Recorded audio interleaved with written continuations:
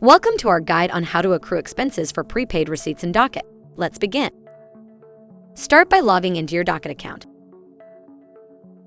To access the receipt list, go to the top header menu and click Expense Management. Select Receipt box from the drop-down menu and choose Receipt List to view all your receipts. Select the specific receipt that requires accrual by clicking on it. Click on the blue Multiple Payments hyperlink. An Accrue Receipt panel will then be visible on the right side. Enter the period start date and period end date for the selected receipt. Decide between Automatic or Custom Schedule. Automatic Schedule. Docyt will autonomously compute the accrual amounts using your provided dates. Custom Schedule. This option grants more flexibility. Here, you can specify unique amounts for each accrual period. Click Custom Schedule, then manually determine each interval's dates and corresponding amounts.